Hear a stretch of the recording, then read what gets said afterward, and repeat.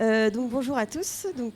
Comme vous l'avez dit, je suis Camille Barba, je suis chargée de mission Natura 2000 au syndicat mixte Haut-Doubs-Haute-Loup.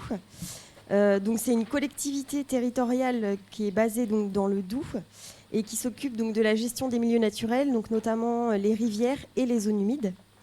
On est ici aujourd'hui parce que quand on a vu l'appel pour ces rencontres, on a vu deux mots qui nous ont interpellés, la connaissance et l'action. Et on s'est retrouvé un petit peu dans ce qu'on mène, nous, dans la vallée du Drugeon, donc sur deux espèces, le courlis cendré et le vanneau huppé, pour essayer de faire remonter un petit peu les effectifs des populations qui sont en chute depuis plusieurs années et que je vais vous présenter. Et je voudrais juste citer ma collègue Geneviève Magnon, qui est chargée de mission aussi avec moi et qui a été à l'initiative de ce protocole, avec Michel Sauret, mon collègue qui est ici présent, qui est un très bon ornithologue. Et voilà, ces deux personnes-là ont monté un peu le dispositif. Quelques petites cartes pour vous resituer un petit peu. Donc là, on est plutôt côté Franche-Comté, du coup. Donc la vallée du Drugeon qui se situe entre Pontarlier et Champagnole. Et on est sur le premier plateau du massif jurassien.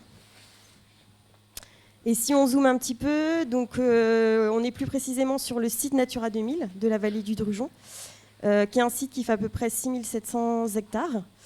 Qui est un site du coup de montagne, c'est un peu sa caractéristique. On se situe à peu près entre 850 et 1000 mètres d'altitude. Et pour s'imprégner un petit peu plus de cette vallée, une photo qui est bien représentative de ce site, avec du fait de l'historique géologique en fait de la vallée, on a une mosaïque de milieux très diversifiés, comme on peut voir sur la photo.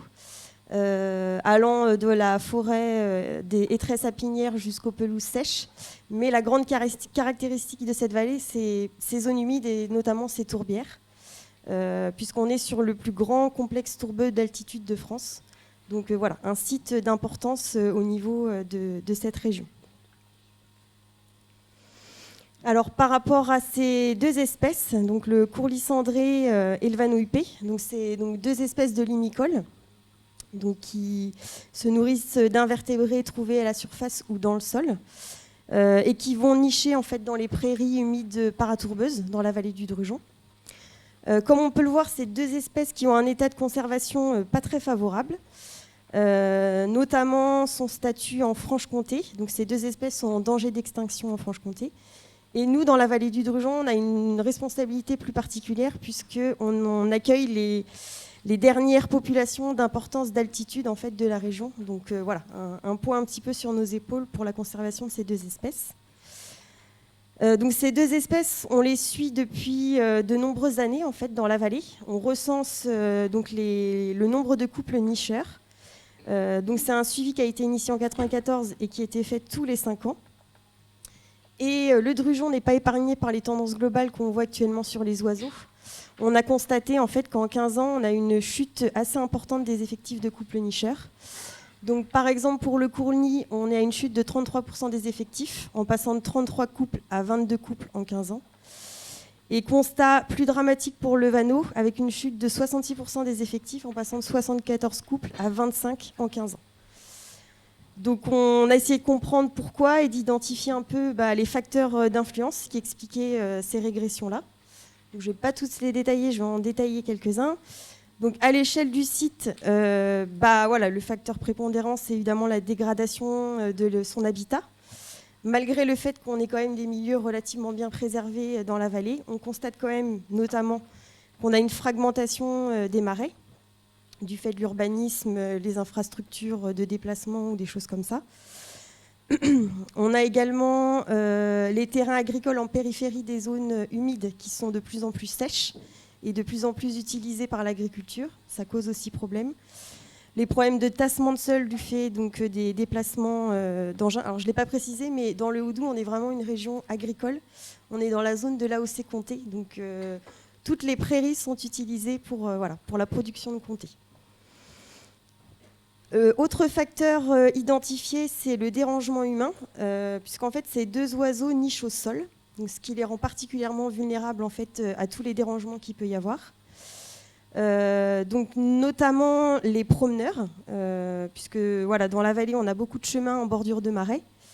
Donc les gens qui viennent se balader, notamment avec leurs chiens, donc ça c'est un problème qu'on a repéré dans la vallée, les chiens qui sont en divagation, donc qui font pas de mal, mais quand ils vont se balader dans les marais, voilà, ça fait lever tous les oiseaux qui peuvent nicher au sol et ça cause des échecs de reproduction. Et puis le dérangement lié aussi aux activités agricoles. Donc nous, par exemple, dans le Houdou, on a le passage des rameaux en plein début de saison de reproduction pour éclater les taupinières. Donc ça, c'est aussi des facteurs qui font que voilà, on peut avoir des soucis au niveau des reproductions. Troisième facteur, la prédation naturelle sur les œufs ou les poussins. Donc notamment le renard et les corvidés. Donc ça, c'est des facteurs naturels. Mais on a quand même un sentiment qu'il y a une pression de prédation qui est plus forte, notamment du fait de toutes les modifications du paysage qu'on a pu constater ces dernières années. L'arrachage des haies, on a des tas de fumier de plus en plus gros, de plus en plus fréquents, ce qui attire aussi les prédateurs. Donc voilà, c'est un facteur aussi à prendre en compte.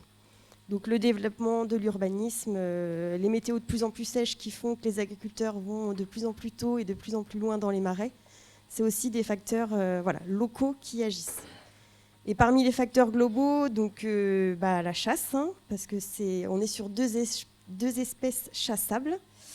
Je ne reviendrai pas sur le moratoire sur le courlis qui a failli être levé cet été. Et le réchauffement climatique aussi, qui agit, on ne sait pas trop comment, mais qui agit de toute façon sur toutes les communautés de la vallée. Donc, au vu de ce constat donc, de baisse des effectifs, mais également aussi de la difficulté à avoir des jeunes volants dans la vallée, donc nous, en tant que gestionnaire, fallait agir, fallait qu'on fasse quelque chose pour trouver une solution. Et donc, mes collègues ont lancé donc, un plan d'action local pour le courlis cendré et le vanneau-huppé, où l'objectif, c'était d'essayer de remonter un peu le taux de reproduction de ces deux espèces-là. Donc le but, c'était d'agir sur certains facteurs d'influence dont on pouvait avoir la maîtrise, donc notamment la dégradation des habitats. Donc là, l'objectif, c'était de poursuivre les actions de restauration et de gestion des habitats qu'on mène depuis pas mal d'années sur la vallée, en restaurant les tourbières et en les gérant, notamment.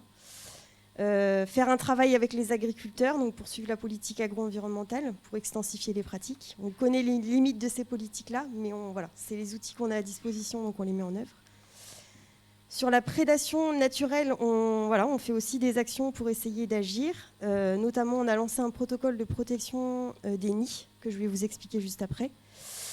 On a aussi essayé donc, de limiter les prédateurs volants avec du piégeage de corvidés.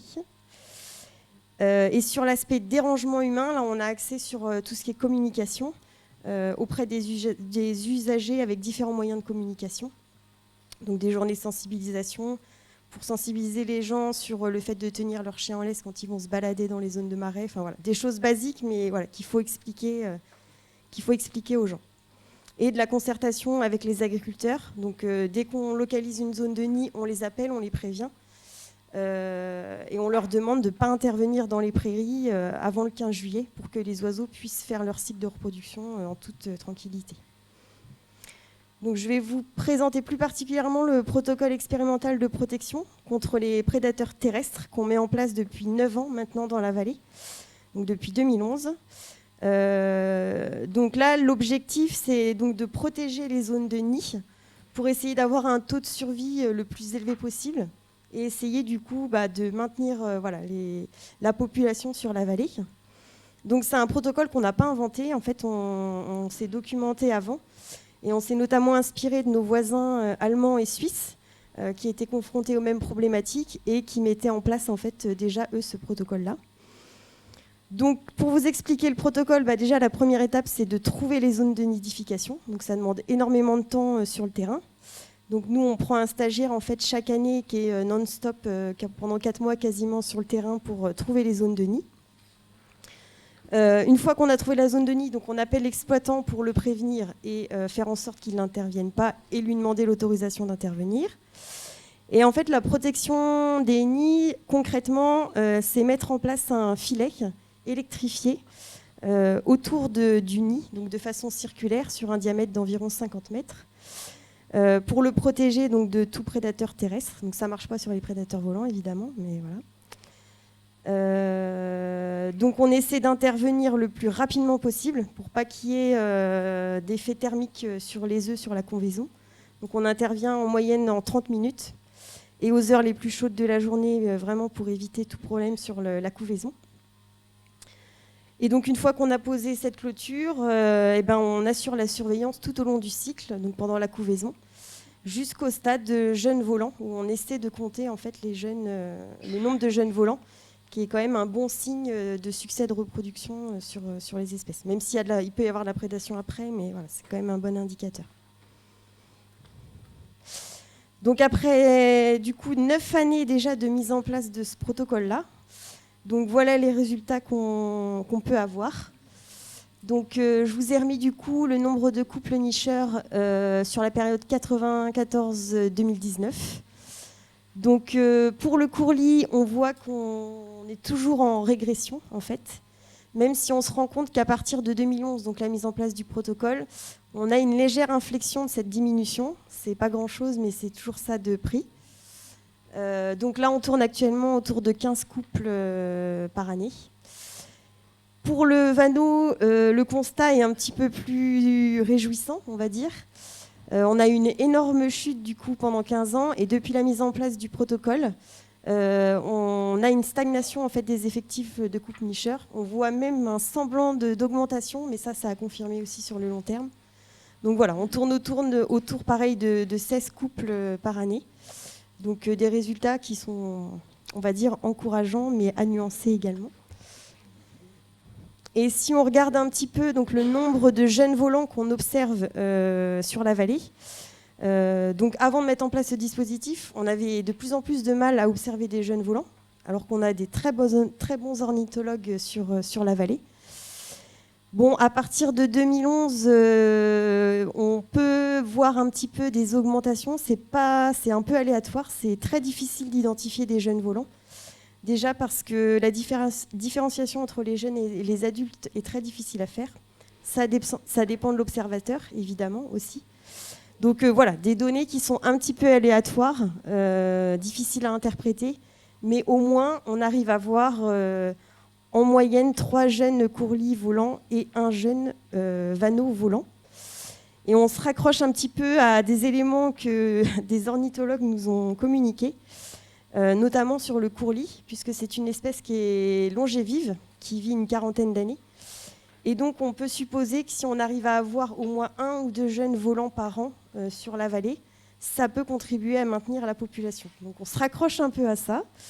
C'est pas forcément très évident, mais voilà, on espère en tout cas que ça pourra maintenir sur le long terme la population, même s'il n'y a pas que ça évidemment à faire, mais c'est déjà une première étape. Donc sur la conclusion de cette expérimentation donc, qui dure depuis 9 ans, donc, elle est nuancée, mais elle est quand même encourageante pour nous les gestionnaires, puisqu'on a vu donc, une stagnation des effectifs de vanneaux. Donc on peut dire que la mission est à moitié remplie pour cette espèce-là. Le courlis, on est toujours en diminution. Alors c'est une espèce qui est beaucoup plus exigeante au niveau écologique. Donc c'est peut-être aussi ce qui explique qu'on a moins d'impact sur le courlis, parce qu'il y a d'autres effets que la prédation, qui est la modification de l'habitat. Et globalement, on a un effet positif sur la production d'œufs et d'oisillons du fait de ce système de protection. On arrive à ces stades-là. Donc il peut y avoir évidemment la prédation sur les jeunes une fois qu'on enlève l'enclos, mais au moins on leur donne toutes les chances pour aller jusqu'à ce stade. Alors c'est un système qui est complètement artificiel, sous perfusion. Installer tous les ans ce filet, c'est très chronophage.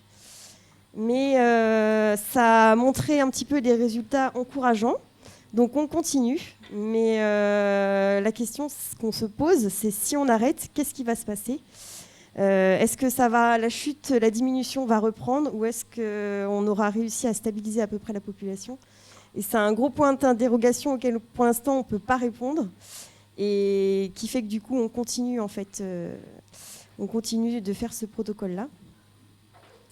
Et pour terminer le bilan de cette expérience, ce qu'on en tire, c'est déjà pour les gestionnaires, c'est très important de faire des suivis réguliers et sur le long terme des espèces. puisque sans ça, on n'aurait peut-être pas réussi à détecter des diminutions aussi fortes en fait, des populations. On a toujours un peu des intuitions, mais là, on avait des vrais chiffres, voilà, des effectifs concrets, ce qui nous a permis aussi d'avoir des moyens pour agir. Donc l'importance d'être dans l'action, puisque les suivis, ça ne suffit pas. C'est ce qu'on a fait pendant des années sur la pie grièche grise dans la vallée du Drugeon, jusqu'à se rendre compte que voilà, elle avait disparu en tant que nicheur dans la vallée. Donc être dans l'action, même si c'est critiquable, ce genre de protocole, mais au moins voilà, on fait des actions concrètes. La difficulté, c'est évidemment le nombre de facteurs d'influence, ça a été dit ce matin. Donc là, il y a énormément de facteurs qui influent. On peut agir sur certains, mais lequel est le plus prépondérant, c'est difficile à dire. Et d'autant plus qu'on est sur des populations qui sont réduites et qui sont du coup beaucoup plus vulnérables à tous ces paramètres. Et le dernier, alors c'était pas pour être pessimiste, mais c'est pour quand même souligner un peu le sentiment d'impuissance qu'on peut avoir à certains moments en tant que gestionnaire. Puisqu'il y a certains paramètres sur lesquels on ne peut absolument pas agir. Notamment, on sent que voilà, la trame de fond, c'est quand même l'intensification agricole qui est de plus en plus présente sur nos territoires. Et malheureusement, on ne peut pas agir, ou alors très ponctuellement, mais ce n'est pas suffisant. Ce n'est pas ça qui va sauver donc, nos populations. Et voilà. Et ce qui s'est passé aussi cet été par rapport à la chasse de ces espèces-là, ça nous a quand même fait très peur parce qu'on donne énormément d'énergie pour ces espèces-là. Mais malheureusement, les jeunes courlis qui naissent dans notre vallée et qui migrent, on ne sait pas ce qu'ils deviennent après. Donc voilà, c'est aussi ça le sentiment des gestionnaires. Donc je vous remercie de votre attention.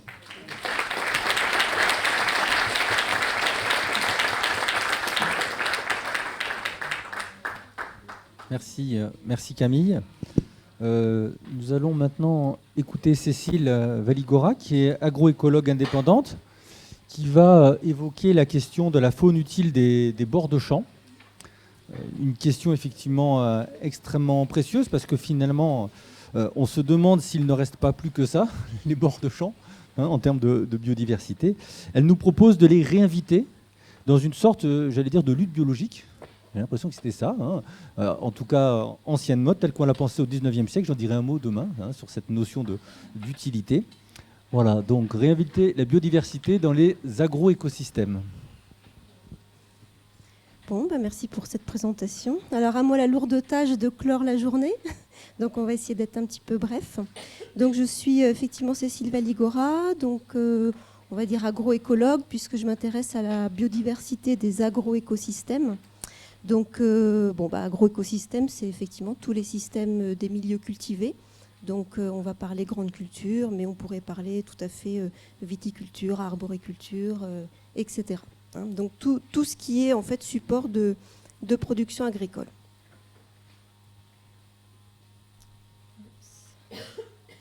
Non, ça marche pas. Ah si, voilà. Ouais, c'est parce que j'ai mis beaucoup de photos, donc ça a un peu de mal à... Voilà.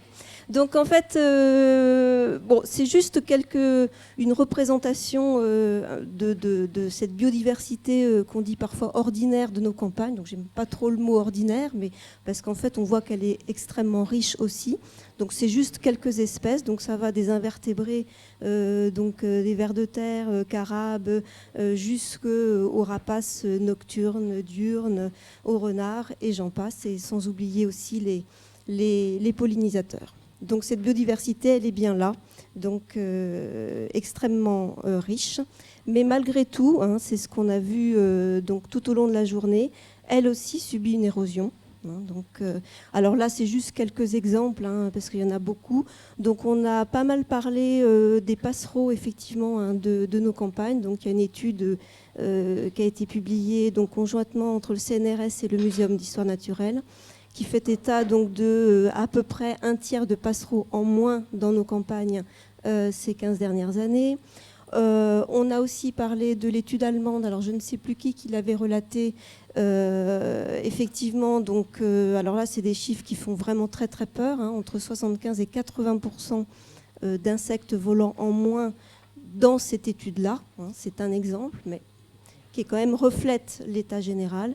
Et puis, il faut surtout pas oublier aussi, bien sûr, les chiroptères. Donc là, l'exemple de la pipistrelle commune. Donc là, c'est juste, bon, je rentre pas dans les détails, mais juste une courbe pour vous montrer, depuis le début des années 90 jusqu'en 2012, un recensement hivernal qui a été fait en France sur la pipistrelle commune. Bon, voilà, ça baisse. Alors, les principales causes de cette érosion de la biodiversité des agroécosystèmes, la première, pour moi, c'est la perte d'habitat et la fragmentation des habitats. Ça rejoint en fait la cause première au niveau de la planète d'érosion de biodiversité. C'est bien sûr les atteintes directes ou indirectes de l'être humain, en fait, par ces pratiques. Donc là, puisqu'on parle d'agroécosystème, on va parler travail de sol, on va parler aussi phyto, donc pesticides. Et puis, certains prélèvements qui conduisent aussi à des déséquilibres dans ces populations. Des plans de chasse qui sont parfois peut-être pas forcément bien adaptés, bien raisonnés, et ça depuis des décennies. Et puis le maintien aussi de certaines espèces, toujours encore sur la liste des nuisibles, entre guillemets, parce que le terme donc, a changé, mais bon, ça ne change rien dans les faits. Alors voilà, j'avais envie de vous mettre cette photo-là. Donc je ne pense pas qu'on la trouve là aux abords immédiats de la maison du parc, mais malgré tout, et en Bourgogne-Franche-Comté, on a aussi des paysages comme ça. Bon, moi, je suis juste à côté, je suis en Haute-Marne, j'ai des paysages aussi comme ça. Donc ça, c'est ce qu'on appelle en anglo-saxon un open field, donc un champ ouvert. Donc vous comprenez bien que dans ce genre de paysage agricole, il n'y a pas énormément de biodiversité. Mais pour moi, et c'est tout aussi important, c'est aussi ce genre de pratique, donc le travail du sol, et notamment un travail du sol intensif, qui là aussi n'entraîne pas non plus, a un impact aussi majeur et négatif sur la biodiversité. Mais alors, pourquoi finalement l'agriculteur se préoccuperait-il du ver de terre, du carabe et du renard et de la belette, j'aurais envie de dire. C'est ce qu'on appelle les services écosystémiques. Bon, donc vous savez ce que c'est. Alors, juste 3 exemples pour être rapide. Moi, j'aime bien cet exemple-là parce qu'on en parle peu. C'est le contrôle des campagnols. Donc, au niveau agricole, et là, c'est surtout au niveau grande culture et aussi polyculture élevage. Il y a 2 espèces qui peuvent effectivement causer problème quand ils sont en phase de pullulation. C'est le campagnol des champs et le campagnol terrestre, qu'on appelle aussi râteau-pied. Mais en fait, au niveau naturel, il faut savoir que ces petites bestioles-là, en fait, elles ont énormément de prédateurs. Donc là, il y a une liste, mais la dernière, c'est la chouette effraie, en fait, qu'on ne voit pas. Et là, les pourcentages que je vous ai mis, c'est juste la part en fait, des petits rongeurs, et en particulier des campagnols, dans le régime alimentaire de ces espèces-là. Donc voilà, le campagnol, il a aussi énormément de prédateurs. Donc faut pas s'en cacher, et il faut savoir aussi les laisser agir. Autre exemple, je reviens à mes chauves-souris. Donc là, c'est pour vous montrer en fait une étude qui a été faite aux États-Unis qui montre l'impact des chauves-souris sur un ravageur important qu'on a aussi en France, c'est la pyrale du maïs, donc un lépidoptère, donc c'est la larve qui crée des dégâts. Et en fait, tout simplement, cette courbe-là montre l'impact sur la pyrale du maïs quand il y a des chauves-souris et quand il n'y en a pas. Donc, et ça, ce service écosystémique-là, alors je ne sais pas exactement comment ils ont fait, mais ça a été évalué quand même à plusieurs milliards de dollars au niveau des États-Unis.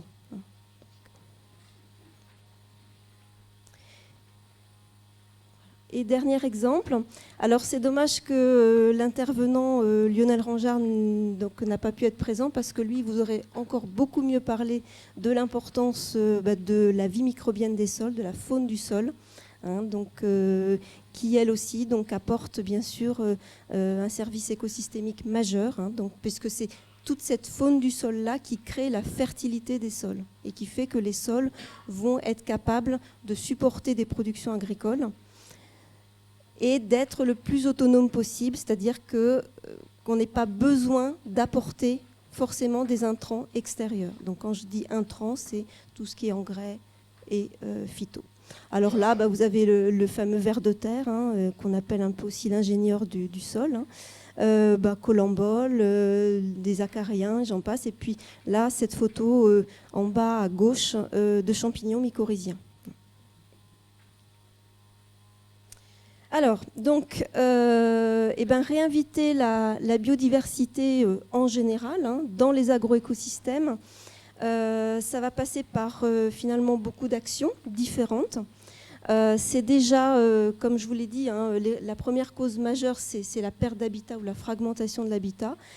C'est éviter ces open fields qu'on a, c'est-à-dire remettre, bien sûr les haies, puisqu'on parle toujours de ça, mais c'est pas que ça, c'est garder des petits bouts de parcelles finalement qui sont improductifs, mais pourquoi ne pas les laisser évoluer naturellement, c'est réinstaller l'arbre aussi, donc, dans les agroécosystèmes. Donc, je ne sais pas, vous avez sûrement entendu parler d'agroforesterie. Bon, voilà, c'est une pratique qui commence en fait à se développer en France. Donc là, j'ai pas mis de photo, mais c'est aussi tout ce qui est point d'eau aussi, bien sûr. Ils ont leur place aussi dans les exploitations agricoles. Vous avez aussi, par exemple en bas à droite, donc ça c'est une bande une bande fleurie qui a été en fait installée par un agriculteur. Donc là c'est en particulier pour les insectes pollinisateurs. Bien évidemment, je ne vous ai pas parlé de ce service écosystémique là qui est majeur, c'est le service de pollinisation.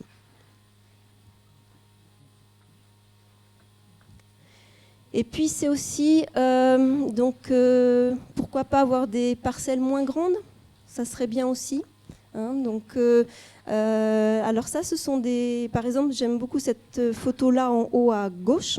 C'est chez un agriculteur qui est dans la Marne, qui est donc dans un paysage relativement ouvert, là-bas. Et en fait, il s'est vraiment assez précocement intéressé à la restauration de la biodiversité sur son exploitation.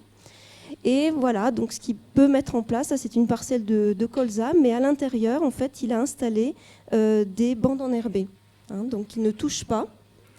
Et même, il a été jusqu'à, alors je ne sais pas si vous le voyez, mais à réinstaller, à mettre des perchoirs pour inviter les rapaces, et notamment par rapport au contrôle du campagnol. La photo ensuite là-bas en haut à droite, là vous voyez effectivement un paysage qui est plutôt intéressant, puisqu'on a quand même des haies. Mais là ce que je veux montrer ici, c'est que ça ne suffit pas d'avoir une haie à un endroit donné qui est isolé. Il faut qu'il y ait un réseau, il faut qu'il y ait une continuité effectivement de toutes ces infrastructures agroécologiques pour qu'il y ait vraiment un effet. Une haie isolée, à la limite, ça peut même plus créer des problèmes parce que ça va concentrer quelque part la faune à cet endroit-là et ça va, on va dire, concentrer le petit gibier et puis le renard, qu'est-ce qu'il va faire? Il va aller là et puis voilà, après on a des problèmes avec la fédération de chasse. Et puis c'est des installations aussi, des fois ça commence juste comme ça, donc je vous ai parlé des nichoirs. Ça peut être aussi juste carrément des tas de branches. Donc ça, c'est une photo qui m'a été fournie par des Suisses. Donc ça, c'est pour favoriser notamment les petits mustélidés, donc belettes, hermines. Et puis les tas de pierres également, donc également pour les petits mustélidés, mais aussi tout ce qui est aussi... voilà, serpents, etc. Et puis aussi, voilà, donc ça va des fois jusqu'à l'installation de nichoirs. Donc ça, c'est un nichoir à chouette et frais. Et alors là où je voudrais peut-être plus insister, parce que je pense que tout le monde n'est pas encore sensibilisé à ce type d'agriculture-là, Je vous ai parlé tout à l'heure de l'impact du travail du sol, en fait. Donc ça, c'est sur la biodiversité au niveau des sols. En fait, depuis un certain nombre d'années, même les pionniers, ils ont quand même 20 à 30 ans déjà de recul dans ces techniques-là. En fait, ils se sont rendus compte qu'à force de travailler intensément les sols, en fait, on perdait de la biodiversité. Et donc, après, on avait forcément des problèmes d'érosion, donc la terre qui part, donc énormément de soucis et finalement des sols qui deviennent improductifs. Et ils se sont dit, peut-être qu'il faut envisager d'arrêter le labour, en tout cas de minimiser le travail du sol. Donc c'est ce qui a commencé à être fait. Mais le problème, c'est que en fait, le labour, pourquoi en fait on laboure ? Bon, pour préparer la terre, comme on dit, mais aussi pour contrôler ce qu'on appelle dans le milieu agricole les adventices, entre guillemets les mauvaises herbes, donc, ou les plantes indésirables. Moi, je préfère cette terminologie-là. Et donc, si on arrête le labour, ces gens-là, en fait, ils ont commencé à avoir de nouveau des problèmes de salissement. Et donc, ils se sont dit, plutôt que recourir davantage à l'utilisation des herbicides, pourquoi ne pas couvrir mon sol par du végétal ? Et donc, c'est comme ça que la technique des couverts végétaux en interculture est née. C'est-à-dire qu'en fait, on va semer des espèces végétales, si possible en mélange, entre la récolte du précédent et le semis de la culture suivante. Donc ça, c'est quelque chose qui se démocratise aujourd'hui. Et puis, je dirais le troisième pilier, la troisième chose importante en fait à avoir, c'est de diversifier aussi ces cultures. C'est toujours en fait cette notion de végétal, apporter de la diversification. Parce que qui dit diversification végétale, dit diversification aussi au niveau de la faune, tout simplement. Et j'insiste qu'elle soit en dessous du sol, mais aussi au-dessus. Voilà. Et tout ça, en fait, ce sont ce qu'on appelle les trois piliers de ce qu'on appelle aujourd'hui l'agriculture de conservation des sols. Voilà. Et c'est une agriculture qui, en fait, se développe de plus en plus. On commence, en fait, il y a eu je dirais ces 5 dernières années, on a vraiment eu donc voilà, une adoption de ces pratiques encore un peu plus forte. Alors, je n'ai pas parlé d'agriculture bio, parce qu'en fait, c'est encore différent. Mais, parce qu'en fait, si vous voulez, pour être bref, il y a 2 grandes catégories d'agriculture aujourd'hui. Il y a l'agriculture conventionnelle, il y a l'agriculture bio. La seule différence entre les deux, c'est qu'en bio, en fait, on se refuse d'utiliser des intrants d'origine chimique, de la chimie de synthèse, en fait. Mais ça ne veut pas dire que l'agriculture biologique n'utilise pas d'intrants.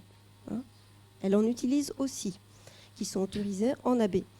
Et en fait, il y a cette forme-là d'agriculture qui commence en fait à poindre son nez et qui est en quelque sorte un mixte entre les deux et qui, elle, en fait, a peut-être en plus cet aspect sol, donc de préservation du sol. Voilà. Et à mon sens, en termes de restauration et de préservation de la biodiversité, c'est une agriculture qui est quand même relativement vertueuse. Voilà. Donc je crois que j'en ai mis une petite diapo. En fait, voilà, ça, ce sont tout simplement des photos qui m'ont été données par des agriculteurs qui sont dans cette forme d'agriculture-là. Donc là, vous avez un magnifique représentant de hibou moyen-duc. Alors malheureusement, celui-ci était blessé, donc l'agriculteur l'a emmené dans un centre de sauvegarde. Ça, c'est dans le bassin parisien. C'est dans en fait une parcelle de couvert végétal, justement, d'interculture. Là, vous avez une poule faisane qui est en train de couver dans une culture de féverole, qui est en fait une légumineuse qui est de plus en plus aussi cultivée dans ce type d'agriculture-là. Vous avez bien sûr des ruches. Et puis aussi, voilà, j'ai oublié le nom. Voilà, une menthe religieuse tout simplement, et qui, en fait, c'est un agriculteur en fait qui est passionné d'entomologie, voilà, et qui qui a toujours son appareil photo en fait dans son tracteur, voilà, tout simplement. Voilà, donc tout ça pour vous dire que on a peut-être tendance à incriminé beaucoup le milieu agricole, et à juste titre, au niveau de l'impact sur la biodiversité. Mais il faut savoir qu'il y a aussi des agriculteurs qui essayent de faire autrement. Voilà. Et puis, j'ai aussi envie de finir là-dessus. Dans le changement de pratique, il y a aussi d'autres choses aussi à envisager. C'est bien sûr penser donc à la préservation des busards. Donc là, il y a des choses très très intéressantes qui se font, et notamment des collaborations particulièrement riches entre donc protecteurs de la faune et puis des agriculteurs. Donc parce que le problème de ces dernières années, c'est que les moissons sont de plus en plus précoces. Et donc les oiseaux, ils n'ont pas du tout le temps de s'adapter. Et en fait, au moment de la moisson, ils sont absolument incapables de s'envoler. Voilà, donc effectivement, il y a tout un réseau qui existe et qui permet vraiment chaque année de sauver beaucoup d'oiseaux. Et puis peut-être aussi envisager de changer son sens de moisson, parce que telles qu'elles sont faites depuis très longtemps, quand en fait vous récoltez un champ, vous commencez par détourer l'extérieur, puis vous allez de l'extérieur vers l'intérieur. Le problème, c'est que quand vous avez des animaux qui sont à l'intérieur, ils se retrouvent piégés. Alors peut-être, détourer l'extérieur, mais après, peut-être plutôt commencer par le centre et finir par l'extérieur, pour essayer de faire en sorte que les animaux s'échappent. Donc ça, c'est juste des messages à répéter et à véhiculer. Et puis là, c'est en fait, parce que quand on récolte les fourrages, c'est pareil. Voilà. Il y a aussi des dégâts importants sur les nichés notamment, et ça, c'est une barre d'effarouchement. Que les agriculteurs peuvent en fait positionner à l'avant du tracteur. Ça fait du bruit et ça fait en sorte que, pas tout évidemment, mais ça peut faire en fait avoir un effet donc sur les animaux présents et faire en sorte qu'ils s'envolent avant d'être broyés, malheureusement. Voilà, je pense que j'ai tenu les temps. J'ai fait vite, donc place aux questions.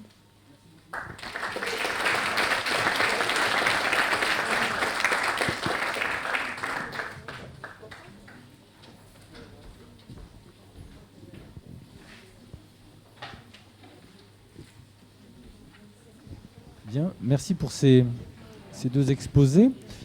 Écoutez, on a un bon moment, une demi-heure pour les questions. Une petite demi-heure, me dit Daniel. Oui, j'ai vu, monsieur. C'est une remarque plutôt qu'une question qui s'adresse à Camille. Ça m'a rappelé des souvenirs, tout ça. J'avais les cheveux un peu moins gris et puis un peu plus sur la tête. J'ai beaucoup œuvré dans le bassin du Drugeon. C'est effectivement un ensemble de marais très remarquable, de grande taille. 6500 hectares, elle vous a dit. Mais isolé au sein d'un désert vert. Il n'y a plus de haies. Il y a de la prairie, intensifiée. Il y a plus de 8000 kilos de lait par vache dans le bassin du Drugeon que de couples de courlis. Il y en a plusieurs par exploitation, des 8000 kilos. Alors, deux conséquences. C'est les prairies paratourbeuses, celles qui sont en périphérie de tourbières, de marais, qui ont volé en éclats. Donc, avec la conséquence des oiseaux, une certaine faune flore également, qui ne trouvent plus là les milieux qui leur conviennent, ou bien qui ne trouvent plus là la flore qui leur convient pour les pollinisateurs, les lépidoptères, etc. Et puis, la deuxième conséquence, c'est un dérèglement complet en périphérie. J'ose à peine en parler parce que Patrick va encore bien me faire les gros yeux, surtout qu'il a levé la main. On a des pullulations de campagnols, très importantes, répétées. Qui dit pullulation dit la faune prédatrice qui va avec. Et dans les périodes de disette, cette faune prédatrice, elle va se reporter sur les marais. Donc effectivement, on a de plus en plus, on a pas mal de renards, etc., vous les avez cités, qui sont dans les marais, puis qui vont, en particulier pour la faune qui niche à terre, trouver des compensations. Voilà. Et ça, ce dérèglement des écosystèmes, enfin des agrosystèmes périphériques, vous ne l'avez pas cité dans les causes, je crois que c'est la cause essentielle. Merci pour cette question qui remet le local dans son propre contexte. Camille, est-ce que vous voulez ajouter quelque chose ?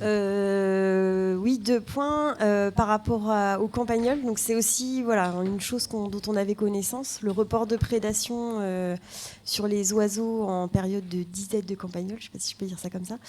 On a essayé de faire des liens, mais pareil, c'est hyper compliqué, quoi. Enfin, statistiquement, les stagiaires ont bien essayé, ont récupéré toutes les données concernant les campagnols, mais faire un lien entre les deux, c'est juste impossible. C'est pareil, c'est à l'appréciation, on va dire, des gens sur le terrain, mais voilà, c'est difficile. Et par rapport à l'agriculture, donc effectivement, les zones périphériques des zones humides sont bien impactées, notamment avec les sécheresses successives qu'on connaît. Les agriculteurs vont de plus en plus dans les marais, puisqu'il faut du foin. Alors avant, la lèche, c'était vraiment... on n'en voulait pas, mais maintenant, je peux vous dire qu'elle est prisée. Et on est quand même très inquiet sur le bassin du Drugeon, puisque depuis quelques années, enfin depuis 1 ou 2 ans, on va dire, on sent un attrait de l'agriculture pour ces zones humides, voire même des tourbières. Pourtant qu'on pourrait penser comme des zones inexploitables, mais ils reviennent sur ces secteurs-là. Des zones que nous, on gérait depuis 20 ans de façon très extensive, en fauche tardive ou pâturage extensif. Des secteurs qui ont été repris par les agriculteurs. Donc que vont devenir ces zones humides ? C'est le gros point d'interrogation et ça nous fait quand même assez peur en tant que gestionnaire, quoi. Rappelons qu'au niveau national, les prairies humides sont un des milieux les plus menacés. Autre question. Oui. Monsieur, oui. Je vois là.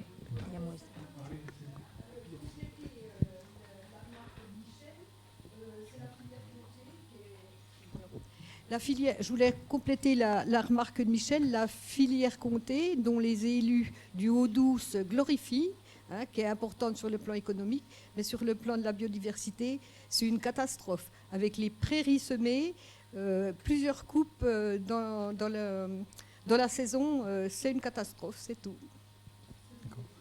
Merci. Donc monsieur, puis après là et là-haut. C'était une question à propos de l'agriculture de conservation. Ça marche pas? Si, c'est bon. C'était une question à propos de l'agriculture de conservation. Bien sûr, on voit tous les avantages que ça peut avoir sur la préservation des sols, mais souvent ça impose l'utilisation massive d'herbicides au moment du semis.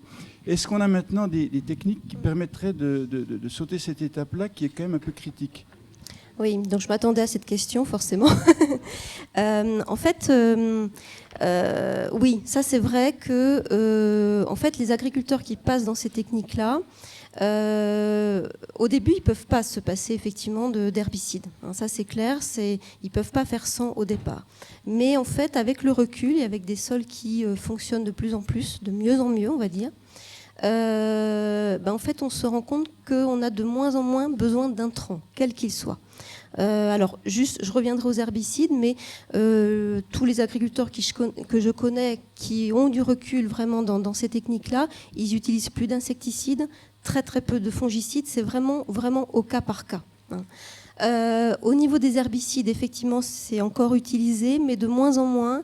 Et en fait, il y a une technique qui se développe de plus en plus et qui, à mon avis, va prendre de l'ampleur parce qu'elle a beaucoup d'intérêt. C'est en surfant sur cette idée de couvrir les sols. Au départ, on est parti sur des couvertures d'interculture, donc des couverts d'annuels, en fait, d'espèces annuelles. Et puis, on se rend compte que pourquoi on ne prolongerait pas un peu plus. Donc là, on commence à développer une technique qui est la couverture de pérennes, de plantes qui, en fait, vont durer 2-3 ans, voire plus si on peut, et en fait, dans lesquelles on va venir semer la culture. Et donc, elles vont... si c'est possible, alors évidemment il y a des années où c'est beaucoup plus difficile, des années sèches comme cette année où c'est compliqué effectivement de produire et d'avoir des couverts performants. Et en fait, en couvrant les sols par une espèce qu'on a choisie, effectivement, il y a moins de salissement et donc on a beaucoup moins recours à des herbicides. Et il y a même des agriculteurs aujourd'hui qui de temps en temps sont capables de se passer d'herbicides et notamment Vous allez me poser la question du fameux glyphosate. Donc il y a des alternatives, mais aujourd'hui c'est encore trop juste. Il faut avoir encore quelques années de recul, mais je suis persuadée que c'est vraiment en plein développement. Okay. Alors si je peux me permettre, puis j'arrêterai tout de suite après. Donc on va dans le bon sens, on voit que ça demande beaucoup plus de technicité, donc ça c'est quand même intéressant. On rejoint à ce qui s'est dit ce matin sur la complexité des systèmes. Oui. Mais maintenant qu'on va avoir, même si on n'a pas d'herbicide, une couverture végétale permanente, ce qu'on va avoir derrière, c'est des populations de campagnols.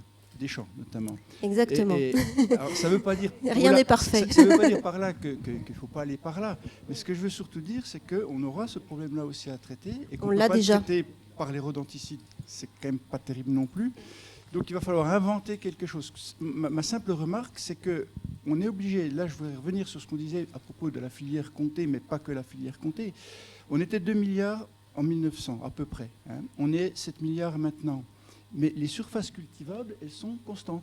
C'est-à-dire qu'on ne peut pas cultiver des surfaces plus grandes. Donc on passe automatiquement, si on veut nourrir la population, je ne dis pas que le comté nourrit la population dans son entier, mais si on passe par là, on passe automatiquement par une intensification. On ne peut pas y échapper. Ou alors il faut réduire la population. Mais on a un problème de nourriture dans ce cas-là. Et je crois qu'en tant qu'écologue, professionnel, je veux dire, on ne peut pas, à un moment donné, dire... dissocier les deux paramètres. Pourquoi on produit beaucoup plus maintenant ? Simplement parce qu'il y a plus de monde. Oui, mais je suis d'accord. Mais en fait, on ne peut pas se permettre de perdre en production parce qu'il faut effectivement nourrir donc des populations sur la même surface. Et encore, je dirais même qu'elle est en diminution parce qu'il y a quand même aussi un autre problème qui est l'artificialisation des terres. Donc ça, c'est aussi une autre problématique. Et donc, voilà, il faut, si on arrive à avoir des parcelles qui sont plus performantes en termes de production agricole, mais en ayant effectivement un volet biodiversité qui soit le plus vertueux possible, alors là, on a tout gagné. Mais c'est loin d'être simple et ça demande du temps. Mais moi, je veux rester positive en me disant que il y a des choses qui se font très bien. Et le tout, c'est de donner les moyens et de rendre aussi ces actions visibles et de les soutenir. Aujourd'hui, ce n'est pas trop le cas. Justement. Merci. Donc, encore 2 interventions. Ici, David, monsieur, et puis là où je ne vous ai pas oublié, ne vous inquiétez pas. Monsieur. Oui, Alain Delaveau, conseil scientifique du parc du Morvan. Moi, je voudrais revenir sur comment s'établissent les relations avec les agriculteurs pour faire évoluer les pratiques. Parce que nous, on voit bien au niveau du parc qu'on a des réticences énormes avec le monde agricole. Et je voudrais savoir, à toutes les deux d'ailleurs, comment vous dialoguez, comment vous êtes perçus et comment vous arrivez à faire évoluer, alors notamment pour l'agroécologue, chercheur à l'INRA. Alors, je ne suis pas chercheur à l'INRA. Ah bon, excusez-moi alors. Mais c'est pas grave. Mais comment vous arrivez à faire évoluer les pratiques auprès des agriculteurs ? Comment vous êtes perçus et reçus ? Moi, globalement, je suis bien perçue parce que ça fait 15 ans que je travaille avec des agriculteurs qui sont dans ces techniques-là. Mais je peux faire le parallèle à ce que je faisais avant, où je travaillais plus avec des agriculteurs lambda, conventionnels, etc., où c'était beaucoup plus compliqué, effectivement. Je pense qu'aujourd'hui, avec le recul, en fait, c'est comme dans une population générale. Vous avez tous les profils. Vous avez des gens qui resteront butés, et quoi qu'il en soit, quel que soit le message et quelles que soient les preuves que vous allez leur apporter, parce que je ne vous ai pas parlé d'aspect économique, mais dans cette forme d'agriculture-là, à partir du moment où vous avez beaucoup moins de charges, si vous arrivez à maintenir votre production, vous êtes tout à fait gagnant, quoi. Et malgré ça, il y a des agriculteurs qui ne voient pas, qui ne veulent pas voir. Donc, tant pis, on bosse pas avec eux. Moi, je préfère bosser avec une poignée d'agriculteurs qui sont au contraire sensibilisés à tout ça et qui vont de l'avant et on le voit ces dernières années, qui commencent à faire tâche et qui commencent à être regardés, à être mis en avant et du coup, et c'est ça qui fera que ça se développera. Voilà. Et je trouve que je suis pas d'accord avec tout ce qu'ils font, bien entendu, mais voilà, il faut pas non plus leur dire non à tout leur interdire, parce que ça va quand même dans le bon sens. Voilà. Merci. Et puis, l'important, c'est effectivement la dynamique. Il y a aussi un phénomène générationnel, sans doute, qui joue sur les agriculteurs. Camille. En fait, la réponse va être sensiblement la même. Nous, sur la vallée du Drugeon, mes collègues qui sont là depuis 20 ans, pareil, ont réussi à tisser, on va dire, un lien, un peu de confiance avec les agriculteurs.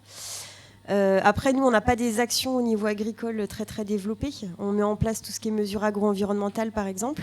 Alors oui, par rapport au protocole qu'on met en place, en fait, il y a une bonne appropriation en fait, des agriculteurs à ce protocole-là. On n'a jamais eu de refus d'un agriculteur qui nous a dit non, on vous interdit de poser votre filet de protection.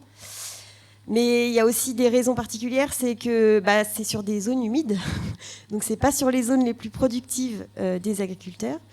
Et c'est aussi le cas donc, sur les mesures, les fauches tardives, le pâturage extensif qu'on met en place à l'échelle du site Natura.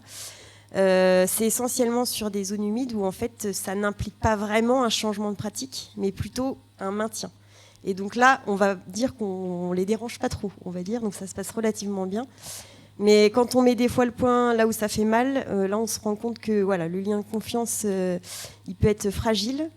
Et voilà, avec toutes les problématiques qu'on a en ce moment sur la reprise des zones humides en terrain agricole, les problématiques de casse-cailloux, là on se rend compte que voilà, le dialogue peut être parfois très compliqué, malgré des arguments scientifiques et autres. Quoi. Merci. Madame. Merci beaucoup, Claire Tutanuel, le ruban vert. J'étais très intéressée par votre présentation et ma question va prolonger un petit peu celle qui vient d'être posée sur la dynamique de diffusion des techniques d'agriculture de conservation, avec en particulier un problème qui se pose, qui est quand on commence à diversifier les cultures, quand quelques agriculteurs commencent à diversifier leurs cultures, ils ont beaucoup de mal à trouver des clients qui sont trop loin pour des cultures un peu... Du coup, ils ont quelques champs, ils ont des petites productions. Et donc, est-ce que vous arrivez à convaincre soit des coopératives, soit des chambres d'agriculture de mettre en place des filières aval qui permettent la rentabilisation ? Ouais, mais là aussi, ça commence à se développer. Hein. Je me souviens, il y a 15 ans, quand j'ai commencé à m'intéresser à cette agriculture-là, c'est sûr que les pionniers, en fait, ils avaient beaucoup de mal à trouver des débouchés. Hein. Quand ils commençaient à faire rien que du sarrasin ou des choses comme ça, c'était pas évident. Aujourd'hui, 15 ans plus tard, du sarrasin, on en voit de plus en plus. Il y a des filières qui se sont mises en place. Donc, il y a des coopératives qui s'y intéressent. Hein. Il y a même des gros groupes coopératifs qui portent un certain message. Voilà, donc rien n'est parfait, mais ça va quand même dans le bon sens malgré tout. Hein. Mais il faut du temps. Il commence à y avoir des réseaux. Oui, il y a des réseaux qui sont là, ouais, tout à fait. Bien, dernière question avant le mot de la fin, madame.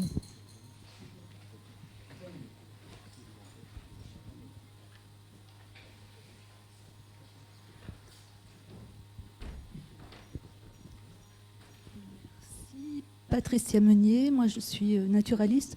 Je voulais vous dire que j'étais admirative de vos présentations et de vos actions, de vos choix. Mais j'aimerais aborder une question sans doute taboue parce qu'on n'en parle jamais. Ben voilà, c'est le propre des choses taboues. Qu'est-ce qui fait que autant d'oiseaux sont chassés alors qu'ils sont sur la liste rouge des espèces menacées? Je ne comprends pas qu'aujourd'hui... En 2019, les scientifiques, les naturalistes ne parviennent pas à faire un contre-pouvoir au lobby des chasseurs. Alors là, effectivement, qui veut répondre à cette question? Là, je suis désolée, mais là, je ne peux pas répondre. Enfin, c'est aux naturalistes de répondre. Je crains que la question ne soit pas simplement locale, mais qu'elle soit, en tout cas actuellement, au plus haut niveau de l'État. Et que, bon, on a bien vu, les scientifiques peuvent produire depuis des dizaines, voire 150 ans, toutes les études qu'ils veulent sur certaines espèces. La question n'est pas simplement celle de l'étude scientifique, mais c'est celle de la façon dont la société et le politique s'en saisissent pour venir abonder sa décision, ou pas. Et on voit des décisions récentes qui ne tiennent absolument aucun compte, voire même qui font l'inverse des considérations scientifiques. Donc c'est une question politique et sociétale et absolument plus une question scientifique. Enfin, ça, c'est ma réponse personnelle, pardon. Non, mais justement, je rajouterais quelque chose, si on prend un peu plus de recul, c'est... on a l'impression qu'aujourd'hui, on ne fait plus confiance à la science. Non, mais c'est vrai. Par rapport à des années avant, un scientifique parlait, on l'écoutait. Et aujourd'hui, c'est devenu compliqué. Tout le monde le grand public, les politiques sont méfiants. Et ça interpelle beaucoup. Juste rajouter un mot, tout simplement que le lobbying de la chasse est très puissant et que forcément ça pèse dans la balance. Je pense que c'est aussi un point conséquent. Et je voulais donner un exemple donc de la bécassine des marais, qui niche aussi également donc, dans la vallée du Drugeon, qui est en danger critique d'extinction et qui est toujours chassable. Et un ornithologue m'avait expliqué aussi un jour que en fait, c'est aussi l'échelle à laquelle on se place. La bécassine des marais, dans les pays nordiques, en Sibérie, tout ça, il y a des stocks énormes. Donc on peut considérer qu'elle n'est pas en danger parce qu'il y a énormément d'individus à l'échelle, on va dire, mondiale.